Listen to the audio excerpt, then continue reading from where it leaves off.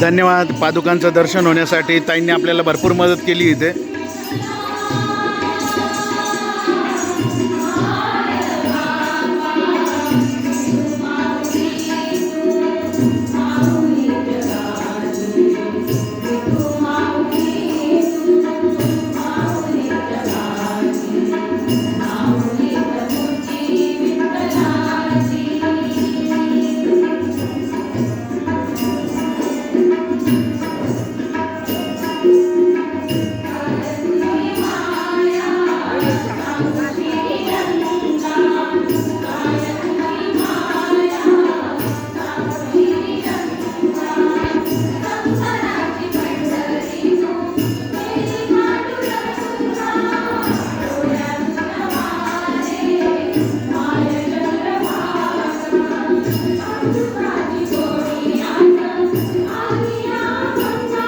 तर मंडळी, दिनेश कुमार देशमुख सर यांच्या इथल्या पादुका आज नाशिकला सोनारवाड्यामध्ये आलेल्या आहेत.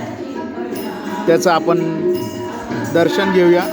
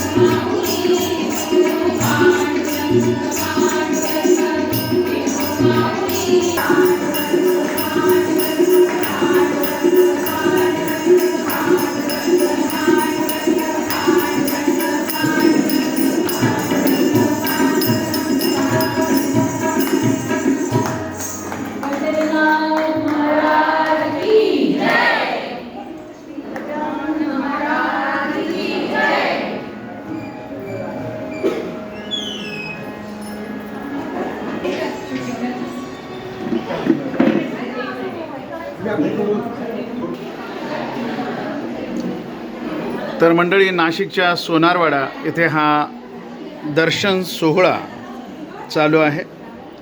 श्री गजानन महाराजांच्या पादुकांचा दर्शन सोहळा नाशिकच्या सोनारवाडा येथे आता संपन्न होत आहे.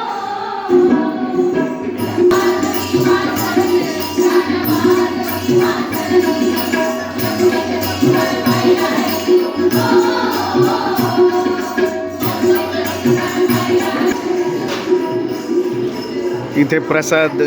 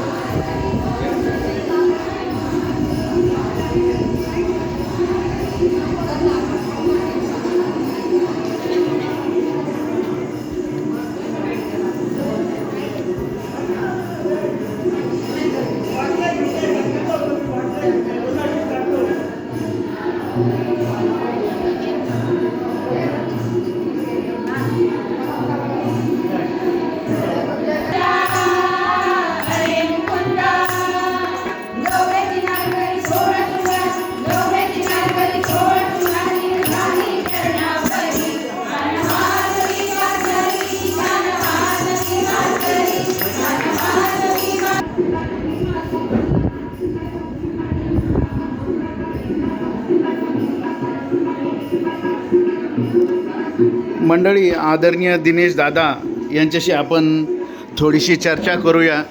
योगायोगाने आज त्यांची आपली भेट होत आहे. दिनेश दादा, आम्हाला थोडीशी माहिती या पादुकांबद्दल आपण जर दिली तर सगळ्या भाविकांना याबद्दल अजून माहिती मिळेल. ह्या ज्या आज इथं सोनारवाड्यात ह्या ज्या पादुका आलेल्या आहेत ह्या 1908 साली संत गजानन महाराज हे माझ्याकडे आजोबाच्या काळात 3 दिवस मुक्कामी होते. त्यांनी स्वहस्ते माझ्या आजोबांना ह्या पादुका दिलेल्या आहेत. ह्या पादुका देताना त्यांनी ह्या पादुका दिल्या व जाताना आशीर्वाद दिला होता की तुला मुलं होतील. जी 21 दगडाची खांब पडलेली बाई दाखवली आहे, ज्याच्या अंगावर खांब पडला आणि तिच्यासोबत जे 2 मुलं आहेत ही माझी सख्खी आजी, अजून सोबतचे मुलं वडील आणि काका आहे.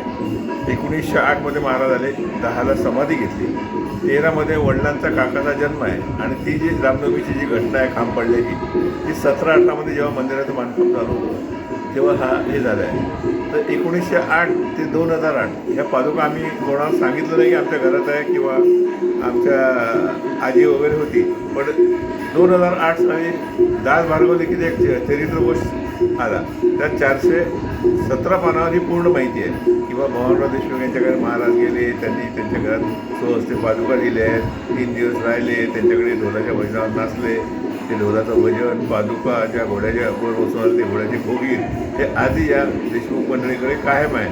आणि जयपूर हे राजस्थानचं नसून मलकापूर तालुक्यात, पूर्वी मलकापूर तालुका होता, आता मोताळा तालुका झालेला आहे. तर त्या दृष्टीने या पादुका त्यांनी म्हणजे तेव्हापासून मग लोकांना कळलं की हे राजस्थान जयपूर नाही, हे मोताळ्याजवळ जयपूर आहे.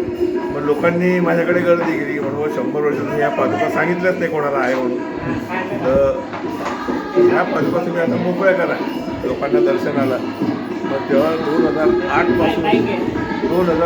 पासून या पादुका लोकांच्या आग्रहास्तव बाहेर काढण्यात आले. तर या पादुकाचं लोकांचं म्हणणं असं आहे की बुवा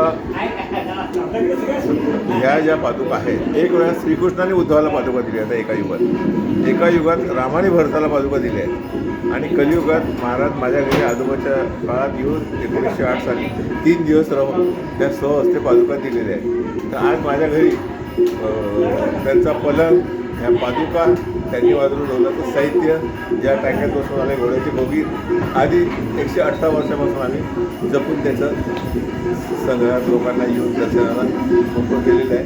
लोक लांबून येऊन दर्शन घेतात व महाराजांना काय मागायचे त्या पादुकाच्या बाबतीत. आणि 18 वर्षात ज्या ज्या लोकांकडे पादुका गेल्या त्या लोकांचं म्हणणं आहे महाराज फक्त आमच्याकडे एकदा घरी यावं, पदस्पर्श व्हावा, त्यांचं आम्हाला आशीर्वाद मिळून जातात, आमचं सगळं दुःख हरण करतात. जय हिंद. धन्यवाद. अतिशय महत्त्वाची माहिती दादांनी दिलेली आहे, त्याबद्दल दादांना मनपूर्वक धन्यवाद देऊन चरणवंदन करूया. या इकडे या. हो, नक्कीच.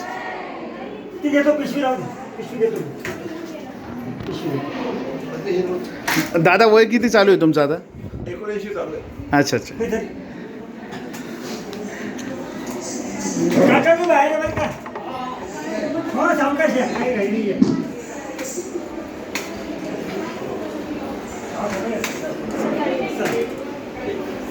मस्त इकडे